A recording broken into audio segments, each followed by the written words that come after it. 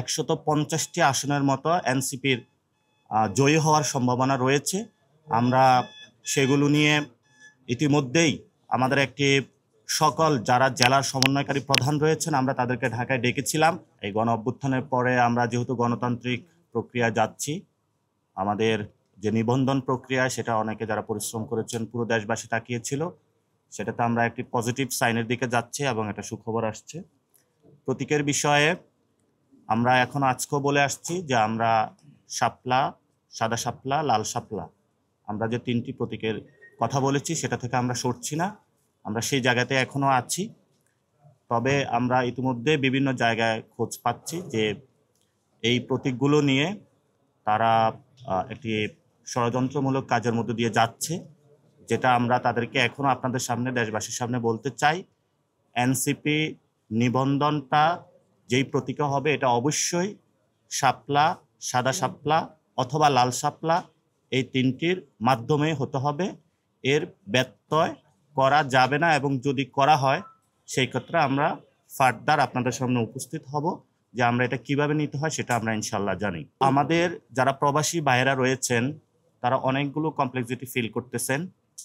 এটা নিয়ে আমরা অলরেডি 2টা রাষ্ট্রে সফর করেছিলাম, আমরা চায়নাতে ছিলাম, আমরা জাপানে ছিলাম। সেখানে প্রবাসী ভাইদের সাথে কথা হয়েছে, সেখানে আমরা অন দ্য ফিল্ডে গিয়ে ভিজিট করে দেখেছি যে তারা কোথায় কোথায় প্রবলেম ফেস করতেছে। সেই প্রবলেমগুলো আমরা আইডেন্টিফাই করে আজকে আমরা এখানে প্রধান নির্বাচন কমিশনারের কাছে উপস্থাপন করেছি। আমরা কিছু আইডিয়া দিয়েছিলাম, তারা সেগুলো বাস্তবায়নের বলেছেন যে পদক্ষেপ নেবেন, যাতে আমাদের যারা প্রবাসী ভাইয়েরা রয়েছেন তারা যাতে এটাতে সুন্দরভাবে ভোটিং প্রসেসে অংশগ্রহণ করতে পারে। এটা নিয়ে একটু পরে খালেদ সাইফুল ভাই কথা বলবেন। তবে এর আগে আমরা যেটা এনসিপি থেকে আমরা আপনাদের মাধ্যমে পুরো বাংলাদেশকে জানাতে চাচ্ছি যে আমরা আমাদের যে সার্ভেগুলো করেছি, আমরা 150টি আসনের মতো এনসিপির জয়ী হওয়ার সম্ভাবনা রয়েছে।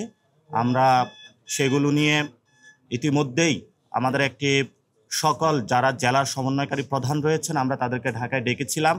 আমরা তাদেরকে মাঠে প্রস্তুতি নেওয়ার জন্য কথা বলেছি, এবং সেখানে যারা গণ অভ্যুত্থানে অংশগ্রহণ করেছিলাম আলেম সমাজের প্রার্থীতা থাকবে, সেখানে যারা আইনজীবীরা অংশগ্রহণ করেছিলেন লিগ্যাল জায়গা থেকে তারা বাংলাদেশের পক্ষে লড়াই করেছিলেন তাদের প্রার্থীতা থাকবে, সাবেক সেনা কর্মকর্তা যারা আমাদের বাচ্চাদের উপরে গুলি চালায়নি সেই সৈনিক ভাইদেরকেও আমরা পার্লামেন্টে নিতে চাচ্ছি। যারা এই গণ অভ্যুত্থানে নারীরা ছিলেন তাদেরও প্রার্থীতা থাকবে, যারা সাংবাদিক ভাইয়েরা জীবন দিয়ে লড়াই করেছিলেন এই গণ অভ্যুত্থানে তাদেরও প্রার্থীতা থাকবে। এই ধরনের গণ অভ্যুত্থানে যেই সকল শ্রমিক, মজুর, কৃষক, আলেম, নারী এবং আমাদের যারা সৈনিক ভাইয়েরা প্রত্যেকেই এই গণ অভ্যুত্থানের সাথে ছিলেন, আমরা তাদেরকেও প্রক্রিয়াগত জায়গায় রেখেছি এবং তাদের সাথেও আমাদের কথাবার্তা চলমান রয়েছে। তবে সেই ক্ষেত্রে আমরা দেখেছি আমরা প্রত্যেকটা প্রজেকশনে আমরা ইনশাল্লাহ এই নির্বাচনে এনসিপির হাতে 150টি আসন পেতে যাচ্ছে এনসিপি। এই শাপলাটা আপনারা দেখবেন যে আমাদের যে রাষ্ট্রীয় যে প্রতীক রয়েছে সেখানে কিন্তু ধান রয়েছে, এবং যে ধানের শীষ যেভাবে আছে এটা কিন্তু ধানের শীষ না, এটা ধানের ছড়া। তো ফলত ওই জায়গা থেকে এটা সাদাও হতে পারে, লালও হতে পারে, কিন্তু আমাদের শাপলাতে আমরা থাকছি এবং শাপলায় বাংলাদেশের মানুষ ভোট দেবে ইনশাল্লাহ। ভিন্ন প্রতীক কারণ আমরা শাপলা চাই, এই জন্য ভিন্ন প্রতীক চাইনি। আপনার কথা একটু আসি, সেটা হচ্ছে যে আপনারা এই শাপলা, সাদা শাপলা, লাল শাপলার ব্যত্যয় হলে কি করবে একটু বলতেন। এক দ্বিতীয়ত হচ্ছে বিধিমালা সংশোধনী যে পাঠাইছে সেখানে কিন্তু শাপলা প্রতীকটাই নাই, তাহলে এই শাপলা আপনারা কিভাবে পাবেন এই 3টা প্রতীকের মধ্যে? সংশোধনী আবার করবে, যদি ওনাদের এই সংশোধনীতে না আসে তাহলে আবার ওনারা করবে, কিন্তু হলো আমাদের নিবন্ধনের সময় থাকবে কিনা এই সংশোধনী পর্যন্ত আপনারা অপেক্ষা করবেন? না, এটা সংশোধনী যে কোনো সময় মানে করার সুযোগ থাকে। তবে এটা আপনি আপনাদেরকে যেটা আমাদের দলীয় পজিশন থেকে আমরা শাপলা থেকে সরছি না, এবং আমরা রাষ্ট্রের যতগুলো বিভিন্ন প্রতিষ্ঠান আছে আমরা সবার কনসার্নে দিতে চাচ্ছি যে শাপলার বিষয়ে এনসিপি ছাড় দিচ্ছে না, এবং এনসিপি শাপলাতেই ইনসিস্ট থাকবে বা কনফার্ম থাকবে ইনশাআল্লাহ। আচ্ছা, 2 নম্বরে যেটা হলো আমরা ইতিমধ্যেই আপনারা জানেন, একটু আজকে যেহেতু অনেক সাংবাদিক ভাইরা রয়েছেন এটা আমরা একটু ডিটেলসে বলে দেই। যেহেতু আপাতত রাজনৈতিক সিনারিওতে 3টা ব্লক হতে যাচ্ছে, একটা ইসলামিক ব্লক অলরেডি হয়ে গিয়েছে, আর একটা হলো বিএনপির নেতৃত্বে একটা ব্লক হচ্ছে, আর একটা হলো আমাদের নেতৃত্বে একটা ব্লক হচ্ছে। তো সেখানে আমরা যেহেতু বিএনপি না, এজন্য বিএনপির ব্লকও যাচ্ছি না। আমরা যেহেতু জামাত না, এজন্য জামাতের ব্লকও যাচ্ছি না। আমরা স্বতন্ত্র। আমরা এই গণ অভ্যুত্থানের সময় আমরা ইশতেহার দিয়েছিলাম, আমরা বলেছিলাম যে যেহেতু ফেসিবাদী ব্যবস্থার বিলোপ হয় নাই, আমাদের সামনে দীর্ঘ লড়াই রয়েছে। ফলত ওই জায়গা থেকে গত 15 বছরে যে তরুণরা আন্দোলন করেছিল, অনেকে দল সৃষ্টি করেছিল, তারা অনেকেই সম্মত হয়েছেন এনসিপির ব্যানারে যোগ দেওয়ার জন্য। আমরা তাদের সাথে আলোচনা চলমান রেখেছি। এটা আমাদের সিদ্ধান্ত হয়েছে যে আমরা একসাথে একীভূত হয়ে কাজ করব। কিন্তু কি প্রক্রিয়াতে এটা হবে সেই বিষয়ে এখনো কথাবার্তা চলছে। যখন আমরা এটা সম্পন্ন করব, তখন আমরা আবারই আপনাদের সামনে এসে আপনাদের মারফতে আপনাদেরকেও এবং দেশবাসীকে ফাইনাল মেসেজটা জানাবো।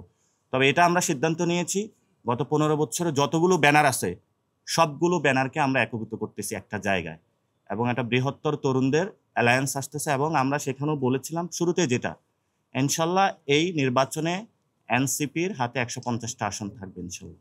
তাহলে আপনারা সরকার গঠন করবেন? এই গণ অভ্যুত্থানে যেই সরকারটা হবে, এই পার্লামেন্টে আমরা যেটা বলেছি, এই পার্লামেন্টে কোনো সরকারি দল বিরোধী দল পলিসিগত জায়গা থাকবে, যে একটা জায়গায় পার্লামেন্টটা হবে আওয়ামী লীগের বিরুদ্ধে এবং জাতীয় পার্টির বিরুদ্ধে। ফলত এই পার্লামেন্টে, এবং এটাও আমরা কনসিডারেশনে রেখেছি, যেখানে জামায়াত থেকে যারা তরুণরা দাঁড়াবে, যারা গণ অভ্যুত্থানে অংশগ্রহণ করেছিল, বিএনপি থেকেও যে তরুণ সমাজরা অংশগ্রহণ করবে, আমরা তাদেরকে বিভিন্ন জায়গায় যারা ভালো মানুষ তাদের প্রতি আমরা মৌন সাপোর্ট দিব। কিন্তু আমাদের যারা প্রার্থী থাকবেন আমরা কি প্রক্রিয়াগতভাবে বাছাই করব সেটাও আপনাদের সামনে আজকে স্পষ্ট করেছি। কিন্তু আমরা এটা দেশবাসীর সামনে স্পষ্ট করতে চাই, আগামীর যে সংসদটা হবে এখানে আওয়ামী লীগ থাকবে না, জাতীয় পার্টি থাকবে না।